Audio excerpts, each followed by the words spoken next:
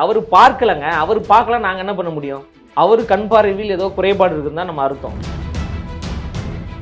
அண்ணாமலை அவர்கள் தான் ஆக்டிவ் பாலிடிக்ஸ்ல ஒரு 3 மாசமா இல்லாம இருக்கிறார். பாஜக தமிழ்நாட்டில் 8 மடங்கு வளர்ந்திருக்கு. வாய் இருப்பதற்காக யார் வேண்டுமானாலும் என்ன வேண்டுமானாலும் பேசலாம்.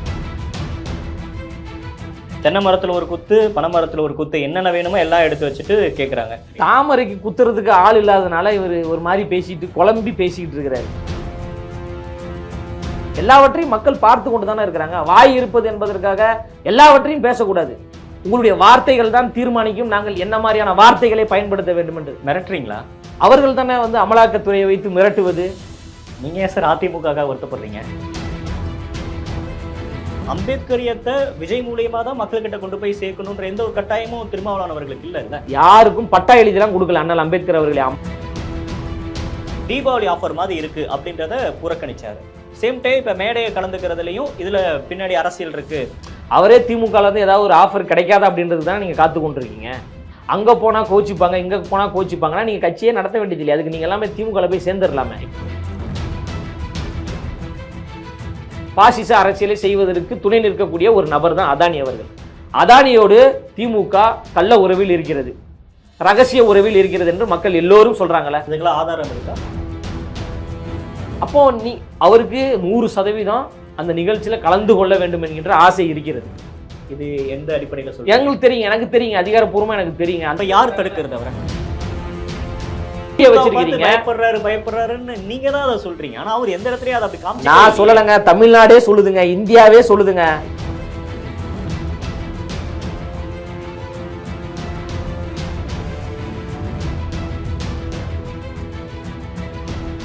தி டிபேட் நேயர்களுக்கு வணக்கம். இன்றைய சிறப்பு நேர்காணலில் நம்மோடு இணைந்திருக்கிறார் தமிழக வெற்றி கழகத்தின் செய்தி தொடர்பாளர் லைலாமணி அவர்கள். சார் வணக்கம். வணக்கம்.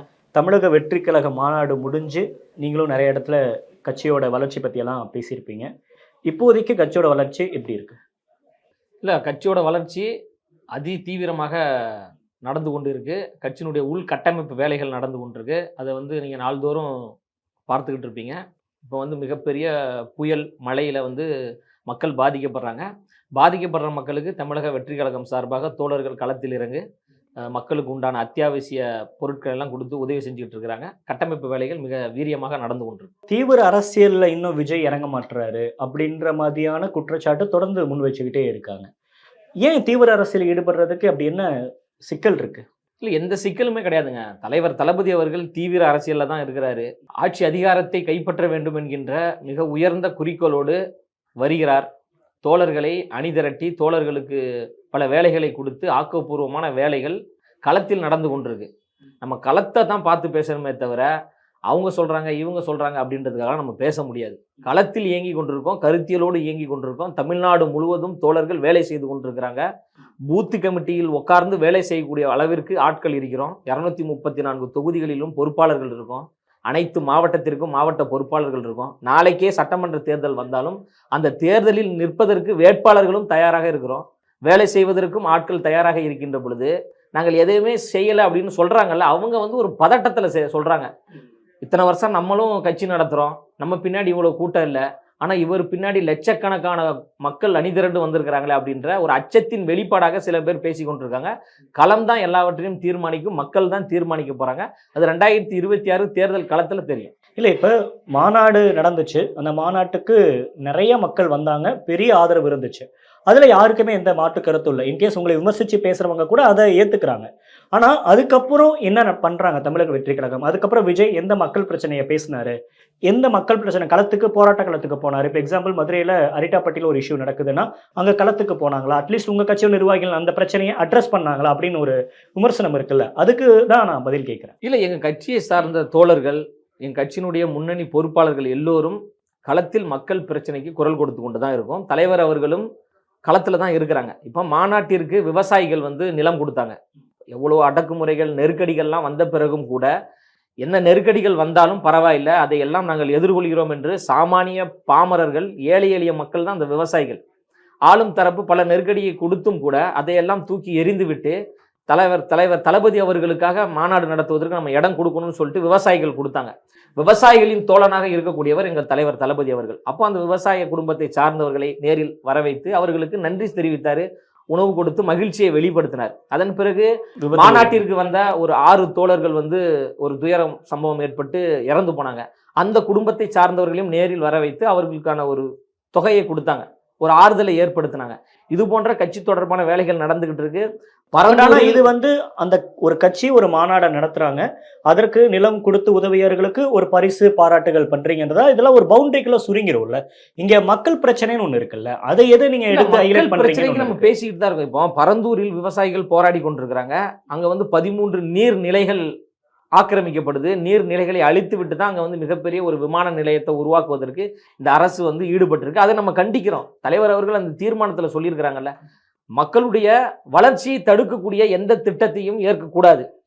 மக்களிடம் வந்து ஒரு கருத்து கணிப்பை கேட்கணுங்க. மக்களுக்கு அது பிடித்திருந்தா மட்டும்தான் அந்த திட்டத்தை நம்ம நடைமுறைப்படுத்தணும். அதனால வந்து வளர்ச்சி திட்டங்கள் கூடாது என்று நாங்கள் சொல்லலை. ஆனால் அந்த வளர்ச்சி என்பது இயற்கையையும் மக்களையும் பாதிக்காத வகையில் இருக்கணும். இப்போ மக்கள் போராடுறாங்களே, ஒரு வருடத்திற்கு மேலாக பரந்தூர் விவசாயிகள் ஏன் போராடணும்? அப்போ விளைநிலத்தை நாங்கள் தரமாட்டோம் அப்படின்னு சொல்லிட்டு போராடக்கூடிய மக்களுக்கு நாங்கள் துணை நிற்கிறோம். எங்கள் கட்சியை சார்ந்த தோழர்கள் துணை நிற்கிறாங்க. எங்கள் கட்சியை சார்ந்த தோழர்கள் அந்த போராட்ட களத்தில் இருக்கிறாங்க. உங்க தலைவர் அங்க நிக்கிறாரான்னு தான் கேள்வி. எங்கள் தலைவர் கண்டிப்பாக போவாருங்க, பேசுவார். அதாங்க தலைவர் கட்சி ஆரம்பிக்கின்ற பொழுது என்ன சொன்னாங்க, இன்னும் ஒரே ஒரு படம் மட்டும் நான் நடித்து முடிக்க வேண்டியது இருக்கு. அந்த படத்தை நடித்து முடித்த பிறகு நேரடியாக மக்களை சந்திக்க போறேன், நேரடி அரசியல் களத்துக்குள் நான் வரப்போகிறேன். அது வரைக்கும் எனக்கு வந்து என்னுடைய துறை சார்ந்த வேலைகள் இருக்கு, அந்த வேலையை முடித்துட்டு வரேன் அப்படின்னு சொல்றாரு. அப்போ அவர் சார்ந்த துறையில் அவர் உண்மையா இருக்கணும்ல. அவரை நம்பி ப்ரொடியூசர்ஸ் பணம் போட்டிருக்காங்க. அந்த படத்துல கூட 5000 பேர் வேலை செய்கிறாங்க. ஸோ அதையெல்லாம் சரி பண்ணணும்ல. அந்த வேலையெல்லாம் முடித்து விட்டு நேரடியாக அரசியல் களத்துக்கு வரேன்னு மட்டும் சொன்னது மட்டும் இல்லாமல் எங்கள் தோழர்களே அரசியல் மையப்படுத்தி கொண்டு தான் இருக்கிறார். நாள்தோறும் செய்தி தொடர்பாளரோடு பேசி கொண்டிருக்காரு, பொதுச் செயலாளரோடு பேசி கொண்டிருக்கிறாரு, அனைத்து மாவட்ட தலைவர்களோடும் பேசி கொண்டிருக்கிறாரு. மக்கள் நலன் சார்ந்த பிரச்சனைகளுக்கு குரல் கொடுங்க, எங்கெல்லாம் மக்கள் அடக்கப்படுகிறார்களோ ஒடுக்கப்படுகிறார்களோ அவர்களோடு துணை நிற்க. எவ்வளவு அதிகார மிரட்டல் வந்தாலும் எவ்வளவு நெருக்கடி வந்தாலும் அதை சட்ட ரீதியாக நம்ம எதிர்கொள்வதற்கு தயார். துணிந்து நீங்க போராடுங்க, ஆக்கப்பூர்வமாக போராடுங்க அப்படின்னு எங்க தலைவர் சொல்லிட்டு தானே இருக்கிறாரு. சொன்னதால் தான் தோழர்கள் எல்லோரும் களத்தில் நாங்கள் வேலை செய்து கொண்டிருக்கோம். நாங்கள் வேலை செய்வதை எங்க தலைவர் அவர்கள் பார்த்து கொண்டிருக்கிறாங்க. அந்த அடிப்படையில் எங்க தலைவர் அவர்கள் வீரியமான அரசியல் களத்தில் செயல்பட்டு கொண்டு தான் இருக்கிறார். அப்ப பதட்டப்படுறாங்களா? பதட்டப்படுறதுனால தான் இந்த விமர்சனத்தை முன்வைக்கிறாங்க. பதட்டப்படுறது அதான் தலைவர் மாநாட்டில் சொன்னார்ல, மாநாட்டு முடிந்த பிறகு நான் பேசிய பிறகு பலரும் பதறுவார்கள், பல கதறல்கள் ஏற்படும், நமக்கு எதிரான பல கருத்துக்களை முன்வைப்பார்கள் சொன்னார்ல. சொல்லி 1 மாசம் ஆயிடுச்சு. நாள்தோறும் எங்களுக்கு எதிராக தான் அவதூறு பரப்புறீங்க. திமுகவை வீழ்த்துவேன் என்று கட்சி ஆரம்பித்தவர்கள் கூட திமுகவை விமர்சிப்பதை விட தமிழக வெற்றி கழகத்தை தான் விமர்சிக்கிறாங்க. அது காரணம் என்ன? பயம், ஒரு பதட்டம். மக்கள் எல்லோரும் எங்களை நம்புறாங்க, மக்கள் எல்லோரும் எங்கள் பின்னாடி அணிதிரண்டு வராங்க. எங்க தலைவர் சொன்னாங்க, நம்ம 2 கோடி உறுப்பினர்களை இணைக்க வேண்டும் என்பதுதான் எங்களுடைய இலக்கு. ஆனால் 1 கோடியை நெருங்கக்கூடிய வகையில் உறுப்பினர் சேர்க்கை நடந்துவிட்டது. மக்கள் எல்லோரும் குடும்பம் குடும்பமாக, அணி அணியாக, கூட்டம் கூட்டமாக தமிழக வெற்றி கழகத்தில் உறுப்பினர்களாக தங்களை இணைத்துக் கொள்றாங்க. சாமானிய மக்கள் மட்டும் இல்லாமல் திமுகவிலிருந்து, அதிமுகவிலிருந்து, காங்கிரஸிலிருந்து, பிஜேபியிலிருந்து, பல கட்சிகளிலிருந்து முன்னணி பொறுப்பாளர்கள், முன்னணி தலைவர்கள், களப்பணி செய்தவர்கள் எல்லோரும் தமிழக வெற்றி கழகத்தில் இணைந்து கொண்டிருக்கிறாங்கல்ல. அதை பார்க்கிறாங்களா அவங்க? அப்ப பார்க்கும்போது அவங்களுக்கு ஒரு பதட்டம் ஏற்படுது. நம்மளுடைய கூடாரம் காலியாகுதே, அப்ப இதை தடுத்து நிறுத்தணும் அப்படின்ற ஒரு அவதூறை அவங்க சித்தரிக்கிறாங்க. எந்த அவதூறும் எங்களை ஒண்ணுமே பண்ணாது. பாஜக தலைவர் வந்து நேத்து பேசுறப்ப என்ன சொல்றாரு அப்படின்னா, 27 மாநாட்டப்ப அவர் தமிழக வெற்றி கழக தலைவர் விஜய் அவர்களை பார்த்தோம், அதுக்கப்புறம் அவர் களத்திலேயே இல்லையே, சீன்லயே இல்லையே அப்படின்றாரு. அந்த அளவுக்கு விமர்சனத்துக்கு நீங்க ஏன் இடம் கொடுக்குறீங்க? இப்ப நீங்க அவர் வந்து பட பிஸியில இருக்காரு அப்படின்னா, மாவட்ட வாரியா தலைவர்கள் இருக்காங்க, அவங்க ஒரு பிரச்சனையை அட்ரஸ் பண்ணி அதை வந்து செய்தியாக்கி அது மாதிரி எதுவுமே நடக்கல அப்படின்றத எல்லாருமே கவனிக்கிறாங்கல்ல. அப்ப அந்த விமர்சனத்தை நம்ம முற்றிலும் தப்பு அல்லது பதற்றத்துல பேசுறாங்க அப்படின்னு நம்ம சொல்லிட முடியுமா? இல்ல, அண்ணாமலை அவர்களுடைய கூற்று என்பது தவறான ஒரு கூற்றுங்க. அவரு பார்க்கலங்க, அவர் பார்க்கல, நாங்க என்ன பண்ண முடியும்? அவரு கண் பார்வையில் ஏதோ குறைபாடு இருக்குன்னு தான் நம்ம அர்த்தம். தலைவர் அவர்கள் மாநாட்டிற்கு பிறகு 5 முறைக்கு மேல தோழர்களை சந்திச்சிட்டாரு, மாவட்ட தலைவர்களை சந்தித்து பேசி கொண்டிருக்கிறாரு, மக்களையும் சந்திக்கிறாரு, சில கோரிக்கை மனுக்களையும் அவர் பெற்றுக் கொண்டிருக்கிறாரு. சின்னை உடைப்பு கிராமத்துல மக்கள் போராடி கொண்டிருக்காங்க, எங்களுடைய நிலத்தை நாங்கள் தரமாட்டோம், விமான நிலைய விரிவாக்கத்திற்கு தரமாட்டோம் என்று போராடுறாங்க. அந்த போராட்ட களத்தில் எங்க கட்சியை சார்ந்த தோழர்கள் மக்களோடு மக்களாக நின்று போராடினாங்க. எங்க பொதுச் செயலாளர் அவர்கள் தொலைபேசி வாயிலாக தொடர்பு கொண்டு நீங்கள் உறுதியாக போராடுங்க என்றும் உங்களுக்கு நாங்கள் துணை நிற்போம் என்று எங்க பொதுச் செயலாளர் அவர்கள் பேசினாங்க. நாள்தோறும் மக்கள் பிரச்சனையை சார்ந்த நிகழ்வுகளுக்கு நம்ம அறிக்கைகள் வெளியிட்டு கொண்டுதான் இருக்கிறோம். கட்சி தொடர்பான எல்லா வேலைகளும் நடந்து கொண்டிருக்கும் பொழுது அண்ணாமலை அவர்கள் தான் ஆக்டிவ் பாலிடிக்ஸ்ல ஒரு 3 மாசமா இல்லாம இருக்கிறார். நாங்க ஆக்டிவ் பாலிடிக்ஸ் தான் இருக்கோம், மக்களோடு மக்களாக தான் குரல் கொடுத்து கொண்டிருக்கோம், மக்களுக்காக பேசி கொண்டிருக்கோம். அதனால தான் மக்கள் எங்களை நம்பி வராங்க. யாரும் பிஜேபி பின்னாடி போலையே, தமிழக வெற்றி கழகத்தின் பின்னாடி தானே வராங்க. பிஜேபி கட்சியை சார்ந்தவர்களும் கூட பிஜேபி கட்சி எங்களுக்கு வேணாம் அப்படின்னு தமிழக வெற்றி கழகத்திற்கு வர வேண்டிய தேவை என்ன இருக்கு? அப்ப அண்ணாமலையை நம்பல, பிஜேபியை நம்பல, எங்கள் மீது நம்பிக்கை வைத்து வராங்க. அந்த நம்பிக்கையை பொறுத்துக் கொள்ள முடியாததால் அண்ணாமலை உலகிக் கொண்டிருக்காரு. பாஜக தமிழ்நாட்டுல 8 மடங்கு வளர்ந்திருக்குன்றாரு, அசுர வளர்ச்சின்றாரு. அந்த அளவுக்கு ஸ்ட்ராங்கா பேசுறாரு. வாய் இருப்பதற்காக யார் வேண்டுமானாலும் என்ன ஆதாரம் தரேன் அப்படின்றாரு. என்ன ஆதாரம் இருக்குங்க? மூலமா எவ்வளவு 1 கோடி பேர் சேர்ந்திருக்காங்க, அதன் ஆதாரப்பூர்வமா வெளியிடுறேன் அப்படின்றாரு. ஏங்க மிஸ்டு கால் மூலியமா எப்படி உறுப்பினர் சேர்க்கை நடக்குன்றது நமக்கு எல்லாருக்குமே தெரியும். ஆதாரப்பூர்வமா உங்களுக்கு அவ்வளவு எண்ணிக்கை இருந்துச்சுன்னா நீங்க தானே இப்ப ஆளுங்கட்சியா இருந்திருக்கணும், நீங்க தானே அமைச்சரவையில முக்கியமான ஒரு இடத்துல இருந்திருக்கணும். அதெல்லாம் இல்லாம ஏன் வந்து மக்கள் உங்களை புறக்கணிக்கிறாங்க? பிஜேபி என்றாலே பொய்யை சொல்வது, பிளவுவாதத்தை ஏற்படுத்துவது, மதத்தை வைத்து சாதியை வைத்து மக்களிடம் பிரிவினையை உண்டு பண்ணுவது. அதனால தான் பிஜேபி கட்சி தமிழ்நாட்டில் வளராமல் இருக்கு. இப்போ அவர்கள் வாக்கு வங்கி நாங்கள் 10% தாண்டி விட்டோம் என்று சொல்றாங்கன்னா அது பாமகவினுடைய ஓட்டு வங்கிங்க, பிஜேபியினுடைய ஓட்டு வங்கி கிடையாது. பிஜேபியினுடைய ஓட்டு வங்கி 3% தாண்டினாவே அது பெரிய விஷயம். அதனால அவர்கள் உளறி கொண்டிருக்காங்க, பதட்டத்தில் பேசி கொண்டிருக்காங்க. நீங்க லண்டன்ல இருந்து வரீங்கல்ல, வந்த உடனே எதற்காக எங்களுக்கு எதிராக நீங்க கருத்து தெரிவிக்க கேள்வி கேட்கிறாங்க. 3 மாசத்துல நடந்த முக்கியமான நிகழ்வுகளை உதயநிதி துணை முதலமைச்சர் செந்தில் பாலாஜி வருகை இது எல்லாமே சேர்த்து பேசுறப்பதான் விஜயோட மாநாடை பத்தின ஒரு கேள்வி வருது. அதுக்கு தான் அவர் ரியாக்ட் பண்றாரு. அவர் திட்டமிட்டு விஜய் பத்தி மட்டும் அவர் பேசலையே. இல்ல, அதாவது ஒரு தலைவரை குறித்து பேசுகின்ற பொழுது அவர் எதுவுமே பண்ணல, அவர் வந்து ரொம்ப அமைதியா இருக்கிறாருன்றதை நீங்க சொல்லக்கூடாது. அது மக்கள் சொல்லணும். மக்கள் எங்களை தேடி வராங்கல்ல, மக்கள் எங்களை நம்புறாங்கல்ல. பல லட்சங்களை கடந்து எதற்காக உறுப்பினர் சேர்க்கை நடக்க வேண்டும் என்பதுதான் என்னுடைய கேள்வி. அப்போ எங்கள் மீது ஒரு நம்பிக்கை இருக்கு. திமுக அதிமுக 2 கட்சிகளும் வேணாம், ஒரு மாற்றத்தை உருவாக்குவோம் அப்படின்ற பொழுது ஒரு மாற்று சக்தியாக, ஒரு பிரைமரி ஃபோர்ஸாக, ஒரு முதன்மை சக்தியாக தலைவர் தளபதி அவர்கள் வருவதால் மக்கள் எல்லோரும் எங்களை நம்புறாங்க, நாங்க மக்களை நம்புறோம். நேரடியாக களத்துல சந்திப்போம். பிஜேபியா தாவேகாவா, திமுகவா தாவேகாவா, அதிமுகவா தாவேகாவா என்பதை மக்கள் களத்துல சந்திப்போம். 2026 தேர்தல் களத்துல சந்திப்போம். மக்களை நம்பி நாங்க வரோம். மக்களை நம்பி வருகின்ற பொழுது நீங்க ஏன் பயப்படணும்? உங்களுடைய சித்தாந்தத்தை நீங்க மக்கள்கிட்ட சொல்லுங்க. அவர் போற போக்குல சொல்றாரு நீங்க வந்து கிச்சடி பாலிடிக்ஸ் பண்றீங்க அப்படின்றாரு. அதாவது மரியாதைக்குரிய அண்ணன் உதயநிதி அவர்கள் என்ன சொன்னாரு? பிளேடை தூக்கிட்டு வராங்க அப்படின்னு சொன்னாரு. இவர் என்ன சொல்றாரு? கிச்சடி அரசியல் அப்படின்றாரு. அண்ணல் அம்பேத்கரும் தந்தை பெரியார் அவர்களும் ஐயா காமராஜர் அவர்களும் அஞ்சலை அம்மாள் அவர்களும் வேலு நாச்சியால் அவர்களும் இவர்களுக்கு வந்து பிளேடாகவும் கிச்சடியாகவும் இருக்கு. ரொம்ப வந்து ஒரு விமர்சிக்கக்கூடிய வார்த்தைகளை அவர்கள் பயன்படுத்துறாங்க. அப்ப இந்த 2 பேருக்குமே யாரோ ஒருத்தர் ஸ்கிரிப்ட் எழுதி கொடுக்குறாங்க. நாக்பூர்ல இருந்து ஸ்கிரிப்ட் வருதா? அண்ணல் அம்பேத்கர் வந்து உங்களுக்கு பிளேடா? அண்ணல் அம்பேத்கர் வந்து உங்களுக்கு கிச்சடியா? பேசுவதற்கு உங்களுக்கு என்ன அருகதை இருக்கு? பாஜக நாக்பூர்ல இருந்து ஸ்கிரிப்ட் வருதானா அது ஏதோ ஒரு வகையில ஏத்துக்கூடியது. திமுக ஏன் வரணும்? அப்படித்தானே வந்து கொண்டு இருக்கு. பேச்சுல அப்படித்தானே இருக்கு. நீங்க பிஜேபி எதிர்த்து பேசணும், பிஜேபி திமுகவை எதிர்த்து பேசணும். ஒரு மாற்றத்தை கொடுக்கக்கூடிய ஒரு பிரைமரி போர்ஸாக வரக்கூடிய எங்களை எதிர்க்க வேண்டிய தேவை என்ன இருக்கு? எங்களால் ஜாதி சண்டை, எங்களால் ஒரு மத சண்டை, எங்களால் மக்களுடைய வரி பணம் கொள்ளையடிக்கப்பட்டதா? நாங்கள் வந்து செந்தில் பாலாஜி போன்ற நபருக்கு அமைச்சரவையில் அதிகாரம் கொடுத்து அழகு பார்க்கிறோமா? உச்சநீதிமன்றம் காரி துப்பிருக்க. இன்னைக்கு ஒரு குற்றச்சாட்டில் உள்ளாக்கப்பட்ட ஒரு நபருக்கு நீங்க அமைச்சரவையில் இடம் கொடுத்தது ரொம்ப ஒரு தவறானது. இதை முடித்து வைக்க வேண்டிய, முற்றுப்புள்ளி வைக்க வேண்டிய கடமை உச்சநீதிமன்றத்துக்கு இருக்கு என்று கண்டித்திருக்கிறதா இல்லையா? இது குறித்துல பிஜேபி திமுக பார்த்து கேட்கணும். இதற்கு எதிராகத்தானே நீங்க போராடணும். ஒரு குற்றவாளிக்கு எதிர்க்கு நீங்க அமைச்சரவையில் இடம் கொடுத்தீங்க அப்படின்னு. சேம் டைம் அண்ணாமலை அவர் பேசுறப்ப ஒரு விஷயத்த முன் வைக்கிறாரு. தென்னை மரத்துல ஒரு குத்து, பனை மரத்துல ஒரு குத்து, என்னென்ன வேணுமோ எல்லாம் எடுத்து வச்சுட்டு கேட்கறாங்க. அப்படிப்பட்ட கிச்சடி அரசியல் தான் பண்றீங்களா? கிச்சடி பாலிடிக்ஸ் தான் பண்றீங்க? தாமரைக்கு குத்துறதுக்கு ஆள் இல்லாதனால இவர் ஒரு மாதிரி பேசிட்டு குழம்பி பேசிக்கிட்டு இருக்கிறாரு. நாங்க என்ன சொல்றோம்னா, எந்த கிச்சடி பாலிடிக்ஸ் நாங்க பண்ணலங்க. நாங்க மக்களுக்கான ஒரு அரசியலை முன்னெடுக்கிறோம். ஒரு மதசார்பற்ற சமூக நீதி அரசியலை முன்னெடுக்க வேண்டும் என்று, எல்லோருக்கும் எல்லாம் கிடைக்க வேண்டும் என்கின்ற, பிறப்புக்கும் எல்லா உயிருக்கும் என்கின்ற ஒரு சமத்துவ சமூக நீதி அரசியலை நிலைநிறுத்த வேண்டும் என்று எங்க தலைவர் தளபதி அவர்கள் வர்றாங்க. இவங்க வந்து இந்த கிச்சடி பாலிடிக்ஸ், பிளேடு பாலிடிக்ஸ் என்று பேசுவதெல்லாம் மக்களை கொச்சைப்படுத்துவது, மக்களை காயப்படுத்துவது, எல்லாம் மக்கள் பார்த்துக்கிட்டு தானே இருக்கிறாங்க. இல்ல, இது அவர் வந்து ஒரு சித்தாந்தத்தை முன் வச்சு பேசுறாரு மேடையில. அந்த சித்தாந்தம் வந்து உங்களுக்கு கிச்சடியா? இல்ல அந்த சித்தாந்தம் உங்களுக்கு பிளேடா? தந்தை பெரியார் உங்களுக்கு பிளேடா? தந்தை பெரியார் உங்களுக்கு கிச்சடியா?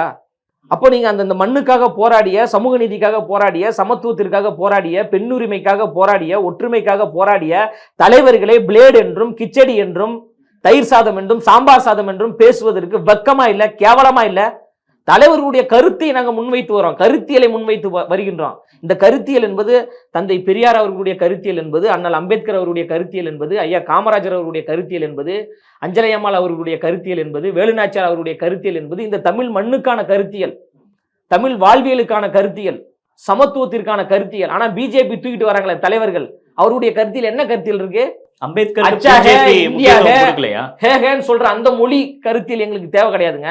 எங்க மண் சார்ந்த கருத்தியலோடு மக்களின் வாழ்வியல் சார்ந்து தொடர்பு கொண்ட கருத்தியலை உயர்த்தி பிடிக்க வேண்டிய கடமை எங்க தலைவர் அவர்களுக்கும் தமிழ்நாட்டு மக்களுக்கும் தோழர்களுக்கும் இருக்கு. அந்த ஒரு சித்தாந்தத்தை முன்வைத்து வருகின்ற பொழுது தயிர் சாதம், ரச சாதம், சாம்பார் சாதம் என்று கருத்தியலை கொச்சைப்படுத்துறாரு. தமிழ்நாட்டு மக்கள் சாம்பார் சாதமும் சாப்பிடுவாங்க, தயிர் சாதமும் சாப்பிடுவாங்க, ரச சாதமும் சாப்பிடுவாங்க, சிக்கன் பிரியாணியும் சாப்பிடுவாங்க, மட்டன் பிரியாணியும் சாப்பிடுவாங்க, பீஃபும் சாப்பிடுவாங்க. அவர்களுக்கு என்ன உணவு பிடிக்குமோ எல்லாவற்றையும் சாப்பிடுவாங்க.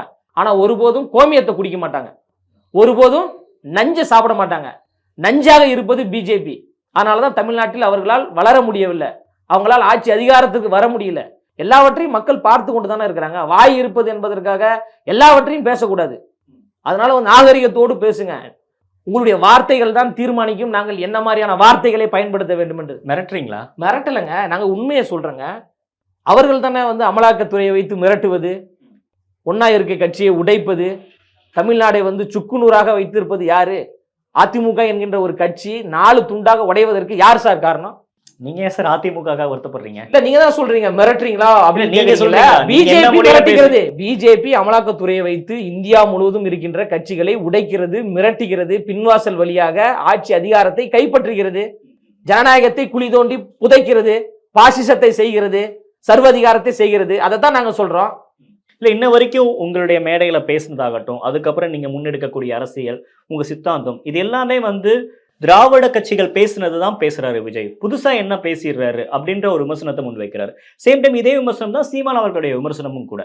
இந்த 2 விமர்சனத்தையும் நீங்க எப்படி பாக்குறீங்க? இல்ல, எங்களை விமர்சிக்கக்கூடிய தலைவர்கள் எந்த நிலையில இருக்காங்கன்னு தான் பார்க்கணும். அவங்க அதிகாரத்துக்கு வந்துட்டாங்களா, ஆட்சியை கைப்பற்றிட்டாங்களா? இல்லையே. பாஜக மாநில தலைவர், நாம் தமிழர் கட்சியோட ஒருங்கிணைப்பாளர், 2 பேரும் பெரிய பதவி தானே, பெரிய பொறுப்பு தானே, அது போதா? கட்சிக்கான பொறுப்புகள் தானே தவிர மக்கள் அங்கீகரித்தாங்களா? மக்கள் உங்களை எம்எல்ஏ ஆக்குனாங்களா? மக்கள் உங்களுக்கு முதலமைச்சர் என்கின்ற ஒரு அங்கீகாரத்தை ஓட்டு போட்டு தீர்மானித்தார்களா? இல்ல. அப்போ ஏன் உங்களை அதிகாரத்துக்கு கொண்டு வரல? என்னன்னா உங்களுடைய கருத்தியல் தவறாக இருக்கு, அதனால மக்கள் உங்களை அதிகாரத்துக்கு கொண்டு வரல. இப்ப திமுக பேசிய கருத்தியலை நாங்க பேசுறோம் அப்படின்னு சொல்றதே தவறுங்க. இது இந்த மண்ணுக்கான கருத்தியலுங்க. சமூக நீதி என்பது மண்ணுக்கானது, சமத்துவம் என்பது மண்ணுக்கானது, மத ஒற்றுமை என்பது மண்ணுக்கானது. இல்ல, நீங்க சொல்ற அரசியல் புரிஞ்சுக்க முடியுது. ஆனா சேம் டைம் இது ஓட் பேங்க் பாலிடிக்ஸ்க்காக நீங்க கொண்டு பேசுறீங்கன்ற விமர்சனமும் இருக்கு இல்லையா? அது நம்ம அதை மக்களுக்காக பேசுறோம். இப்போ ஒரு சமூக நீதி வேண்டும் அப்படின்னா அது மக்களுக்காக நம்ம பேசுறது. சமூகத்தில் ஒரு ஒற்றுமையை உருவாக்க வேண்டும் என்பது அது இந்த மக்களுக்காக பேசுறது. சம வாய்ப்பு, சம உரிமையை உருவாக்க வேண்டும் என்பது மக்களுக்காக பேசுது. பெண்கள் அதிகாரத்துக்கு வர வேண்டும் என்று பேசுவது மக்களுக்காக தான் பேசுறோம். ஓட்டுக்காக நாங்க எதையுமே பேசல. இப்போ ஓட்டுக்காக நாங்க பேசுவதாக இருந்தால் நாங்க என்ன வேணாலும் பேசிருக்கலாமே. அதிமுகவோடு நாங்க கூட்டணியில் இருக்கின்றோம், வரக்கூடிய கட்சிகள் எல்லாம் நாங்கள் கூட்டணியில் இப்போதே இணைத்து விட்டோம் அப்படின்னு அதற்கான ஒரு பால் போட்டீங்கல்ல. எந்த பாலையும் நாங்க போடவே இல்லைங்க. நாங்க மக்களுக்காக கருத்தியலையும், மக்களுக்காக கொள்கையும், மக்களுக்கான செயல் திட்டங்களையும் முன்வைத்து மக்களை நம்பி வரோம். எங்க தலைவர் மாநாட்டிலே சொன்னாரு, 234 தொகுதிகளிலும் வெற்றியை மக்கள் நமக்கு தருவாங்க, சிங்கிள் மெஜாரிட்டியில் ஆட்சி அமைக்கக்கூடிய நம்பிக்கையே மக்கள் நமக்கு தருவாங்க. இருந்தாலும் நம்மளை ஏற்றுக்கொண்டு நம்மளை அரவணைத்துக் கொண்டு வரக்கூடிய கொள்கை சார்ந்தவர்களை நாம் ஏற்றுக்கொள்வோம், ஆட்சியிலையும் பங்கு கொடுப்போம், அதிகாரத்திலும் பங்கு கொடுப்போம் நம்ம சொல்லியிருக்கோம். இப்போ நீங்க சொல்லி 1 மாசம் ஆச்சு, எந்த பக்கம் இருந்து உங்களுக்கு ஆதரவு இருக்குன்னு பாக்குறீங்க? யாருமே ஆதரிக்கலையே. யாருமே ஆதரிக்கவில்லை என்று உங்களுக்கு எப்படி தெரியும்? யாரெல்லாம் எங்களோடு பேசி கொண்டிருக்காங்க, யாரெல்லாம் எங்களிடம் வர வேண்டும் என்று எதிர்பார்த்து காத்து கொண்டு இருக்கிறாங்க அப்படின்றதெல்லாம் உங்களுக்கு தெரியும். சரி, ஒரு ஊடகவியலாளரா எனக்கு தெரியல, ஒத்துக்கிறேன். உங்களுக்கு தெரியும்ல, சொல்லுங்க. முறையா தலைவர் அறிவிப்பாருங்க. இந்த தேர்தலுக்கு 1.5 ஆண்டுகள் இருக்குங்க. மிகப்பெரிய ஆட்கள் எல்லாம் எங்க கட்சியில் இணைவதற்கு தயாராக இருக்கிறாங்க. இது மாநாட்டுக்கு முன்னையே சொல்லப்பட்டுச்சு, மாநாடு நடக்கிறப்ப மேடையில ஏத்துவாங்க அப்படின்னு சொல்லப்பட்டுச்சு, இப்பயும் சொல்லப்படுது. கட்சி தலைமை தான் யாரையும் சேர்க்காமல் இருக்கிறோம். எங்க கட்சிக்கான உள்கட்டமைப்பு வேலைகள் இருக்கு. எங்க தலைவருக்காக உழைத்தவர்கள், கட்சிக்காக உழைத்தவர்கள், 20 ஆண்டுகளுக்கு மேலாக உழைத்தவர்கள் இங்க இருக்கிறாங்கல்ல, அவங்களுக்கு நம்ம அங்கீகாரத்தை கொடுக்கணும்ல. அவர்களுக்கு அங்கீகாரம் கொடுத்த பிறகு யாரெல்லாம் பெரிய பெரிய ஆளுமைகள் யாரெல்லாம் வர போறாங்கன்னு நீங்க பார்க்கத்தானே போறீங்க. நாள்தோறும் உங்களுக்கு பிரேக்கிங் நியூஸ் வரதானே போகுது. ஓகே, சேம் டைம் டிசம்பர் 6 ஒரு முக்கியமான நூல் வெளியீட்டு விழா, எல்லாருக்குமான தலைவர் அம்பேத்கர் அப்படின்ற அந்த புத்தக வெளியீட்டு விழாவில் திருமாவளவன் அவர்களும் விஜய் அவர்களும் ஒரே மேடையில் இருப்பாங்க அப்படின்னு எதிர்பார்க்கப்பட்டுச்சு. ஆனா அந்த ஆஃபரை திருமாவளவன் அவர்கள் நிராகரிச்சிட்டாரு. ஏதோ ஒரு வகையில அது உங்களுக்கு பின்னடைவா பாக்குறீங்களா? எங்களுக்கு எந்த பின்னடைவுமே கிடையாதுங்க. எல்லோருக்குமான தலைவர் அண்ணல் அம்பேத்கர் அவர்கள், அதுல எந்த மாற்று கருத்துமே கிடையாது. மிகப்பெரிய அறிவாளிகள் பட்டியலில் முன்னணி இடத்துல இருந்தவர் அண்ணல் அம்பேத்கர் அவர்கள். அண்ணல் அம்பேத்கர் அவர்கள் வந்து சாதி தலைவர் கிடையாது, அவர் சாதித்த தலைவர், சாதித்த மிகப்பெரிய ஆற்றல் வாய்ந்த ஒரு தலைவர், அறிவாளியான ஒரு தலைவர். அவரை மக்கள் மத்தியில் கொண்டு போய் சேர்க்க வேண்டிய கடமை எல்லோருக்கும் இருக்கு. அது எங்க தலைவர் தளபதி அவர்கள் அண்ணல் அம்பேத்கர் அவர்களை எங்கள் கொள்கை தலைவர்களாக 5 கொள்கை தலைவர்களை சொன்னோம், அதுல முன்னணி தலைவராக அண்ணல் அம்பேத்கர் அவர்களை நிலைநிறுத்தி அதை வெகுஜன மக்களுக்கு கொண்டு போய் சேர்த்தார். அந்த அடிப்படையில் தான் எல்லோருக்குமான தலைவர்கள் என்கின்ற ஒரு தலைப்பின் அடிப்படையில் அந்த புத்தகம் வெளியீடு செய்யப்படுகிறது. பல ஆளுமைகள், பல பத்திரிகையாளர்கள், பல அரசியல் விமர்சகர்கள் எல்லோரும் கூட கலந்துக்கிறாங்க, கட்டுரைகள்லாம் எழுதியிருக்கிறாங்க. அதனுடைய தொகுப்பு தான் அந்த ஒரு நூலாக வெளிவருகிறது. அம்பேத்கர் அவர்களுடைய பேரன் அதுல வராங்க, நீதியரசர் சந்துரு ஐயா அவர்கள் வராங்க, இந்தூர் என்றாம் கலந்துக்கிறாரு, முக்கியமான ஆளுமைகள் எல்லாம் கலந்து கொள்றாங்க. எங்களுடைய நோக்கம் என்பது இந்த மண்ணுக்காகவும் மக்களுக்காகவும் சமரசம் இல்லாமல் போராடிய சமத்துவ தலைவர்களை அடுத்த தலைமுறைக்கு கொண்டு சேர்க்க வேண்டிய தார்மீக பொறுப்பும் கடமையும் எங்க தலைவர் தளபதி அவர்களுக்கு இருக்கு. அந்த அடிப்படையில் இந்த நிகழ்வுல நாங்க கலந்து கொண்டிருக்கோம். இதுல விசிகா ஏன் வரல அப்படி என்ற கேள்வியை நீங்க விசிகாவை பார்த்தானே கேட்கணும். அவர்கள் தானே 30 ஆண்டுகளுக்கு மேலாக நாங்கள் அம்பேத்கரிய கட்சி, அம்பேத்கருடைய கொள்கை கோட்பாடுகளை எல்லாருக்கும் கொண்டு போய் சேர்க்க போறோம்னு சொல்லக்கூடிய ஒரு கட்சி எதற்காக புறக்கணிக்கணும்? ஏன் வராமல் இருக்க வேண்டும்? அது அம்பேத்கர் அவர்களுக்கான ஒரு நிகழ்வு தானே. விசிகா வந்து ஒரு நூல் வெளியீடு செய்யறாங்கன்னா அந்த நூல் எத்தனை சதவீதம் மக்களுக்கு போய் சேரும்? தலைவர் தளபதி அவர்கள் ஒரு நூலை வெளியிட்டால் அது இன்டர்நேஷனல் செய்தியாக மாறும். அப்போ அண்ணல் அம்பேத்கர் அவர்களை உலகம் முழுவதும் கொண்டு போய் சேர்க்க வேண்டியது தானே விடுதலை சிறுத்தையினுடைய நோக்கமாக இருக்கு. அப்போ அதை வந்து அப்ப நீங்க என்ன பண்ணணும்? அதை வரவேற்று கொண்டு அந்த நிகழ்வில் கலந்து எல்லோருக்கும் அண்ணல் அம்பேத்கரை போய் கொண்டு போய் சேர்க்க வேண்டிய வேலையை வந்து விசிகா செய்திருக்கணும்ல. அப்ப ஏன் விசிகா வரலை என்று நீங்க விசிகா தானே பார்த்து கேட்கணும். நாங்க சொன்னோமா விசிகா வந்தா நாங்க வரமாட்டோம்னு எங்க தலைவர் வந்து புறக்கணிச்சாரா? எங்க தலைவர் வந்து அவர்களை சிறுமைப்படுத்தினார்களா? இல்ல எங்க தலைவர் அவர்கள் வேண்டாம்னு சொன்னாரு? எங்க தலைவர் தான் எல்லாரையும் அன்புள்ளத்தோடு அரவணைக்கிறாரு. ஆனா அம்பேத்கரியத்தை விஜய் மூலியமா தான் மக்கள் கிட்ட கொண்டு போய் சேர்க்கணும்ன்ற எந்த ஒரு கட்டாயமும் திருமாவளவன் அவர்களுக்கு இல்ல. அதுக்கு முன்னாடி அந்த காலத்துல செஞ்சுட்டு தானே அம்பேத்கர் அவர்களை இவர்கள் தான் கொண்டு போய் சேர்க்கணும், அவர்கள் தான் கொண்டு போய் சேர்க்கணும் என்று அண்ணல் அம்பேத்கரை யாருக்கும் பட்டா எழுதிலாம் கொடுக்கல. யாருக்கும் பட்டா எழுதிலாம் கொடுக்கல அண்ணல் அம்பேத்கர் அவர்களே. அம்பேத்கர் அவர்கள் அனைவருக்குமான தலைவருங்க. நீங்களும் அண்ணல் அம்பேத்கரை கொண்டு போய் சேர்க்கலாம், நானும் போய் கொண்டு போய் சேர்க்கலாம். அதனால வந்து உங்க தலைவர் மூலியமா போய் சேர்க்கணும்னா எங்களை சாதாரணமா இடப்படாதீங்க, கிள்ளுக்கிறையெல்லாம் இடப்படாதீங்க, எங்களை சிறுமைப்படுத்தாதீங்க. நாங்கள் அண்ணல் அம்பேத்கரை ஏதாவது ஒரு இடத்துல கொச்சைப்படுத்தி இருக்கிறோமா? அண்ணல் அம்பேத்கரை கொள்கை வழி தலைவராக நாங்க வந்து கொள்கை தலைவராக கொண்டாடி கொண்டிருக்கோம். அனைத்து தரப்பு மக்களுக்கும் அண்ணல் அம்பேத்கர் அவருடைய கோட்பாடுகளை கொண்டு போய் சேர்த்திருக்கோம். இங்க பெரும் கூட்டம் அவரை சாதி தலைவர் என்று கொச்சைப்படுத்தி கொண்டிருக்கும் போது அவரை சாதி தலைவரா நீங்க பார்க்காதீங்க. அவர் சமத்துவத்திற்கான தலைவர், சமூக நீதிக்கான ஒரு தலைவர், பெண்களின் முன்னேற்றத்திற்காக உழைத்த ஒரு தலைவர், சமரசம் இல்லாமல் போராடிய ஒரு தலைவர்.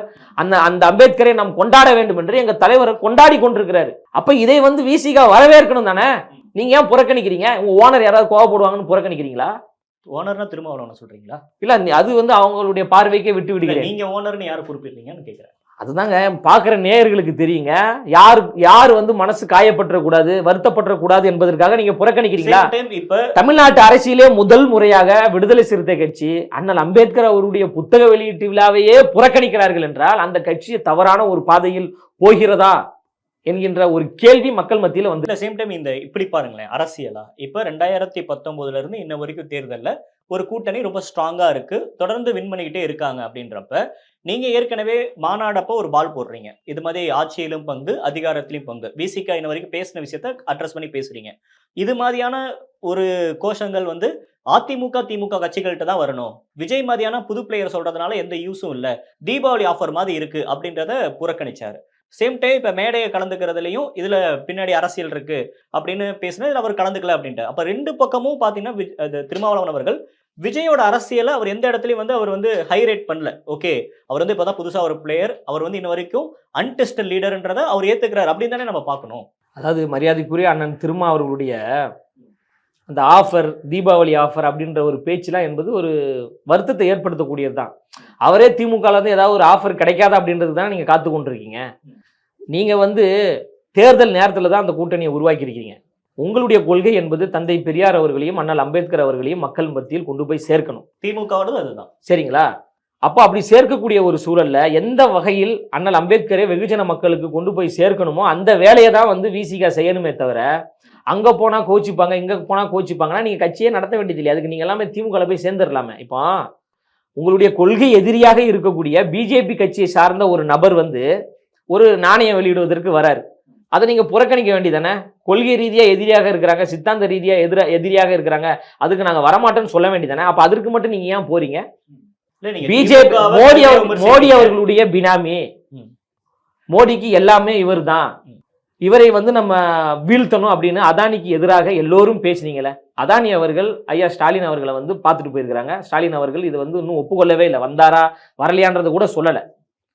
ரொம்ப நெருங்கிய நண்பர், மோடியோட ரொம்ப நெருங்கிய நண்பர், பாசிச அரசியலை செய்வதற்கு துணை நிற்கக்கூடிய ஒரு நபர் தான் அதானி அவர்கள்.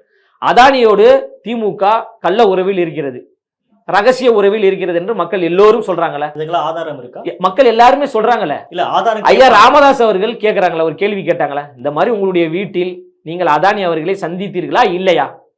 சொல்லியிருக்கணுமா இல்லையா? சந்திச்சேன், சந்திக்கல, ஏன் இன்னும் வரைக்கும் ஸ்டாலின் அவர்கள் சொல்லல? அப்போ மௌனமே சம்மதம். அப்போ வந்து சந்திச்சிருக்கீங்க. அப்ப இது குறித்து அண்ணன் திருமாவர்களுடைய பார்வை என்ன? நம்மளுடைய கொள்கை எதிரியாக இருப்பவர்கள் உங்க வீடு வரைக்கும் வந்து உங்களை சந்திச்சுட்டு போறாங்களே அப்படின்னு நீங்க திமுக கூட்டணி விட்டு உங்களால் புறக்கணிக்க முடியுமா?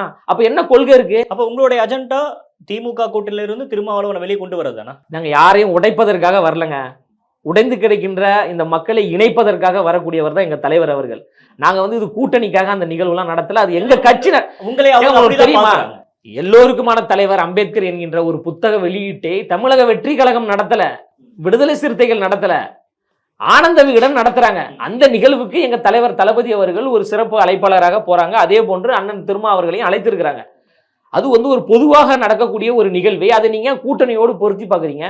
அது வந்து ஒரு கொள்கை சார்ந்த நிகழ்வு தானே. நாங்கள் பிளவுவாத அரசியலை நாங்க முன்னெடுத்தோமா? இல்ல, எதையுமே நாங்க பண்ணல. 5 வருடம் நீங்க ஆட்சி கட்டல் அமர்ந்ததுக்கு அப்புறம் தானே அது மதிப்பீடு. சரி, நீங்க ஆட்சியை விட்டுருங்க.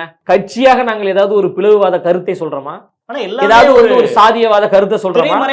மதவாத ஒரு கருத்தில சொல்றோமா? எதையுமே எங்க மாநாட்டுல வெளிப்படையா சொல்றாருங்க, பிளவுவாத பிஜேபி வேணாம், ஊழல் கபடதாரிகள் திமுக வேணாம், 2 ஆளுங்கட்சியை நாங்க எதிர்க்கிறோங்க. இதுதாங்க துணிச்சல்.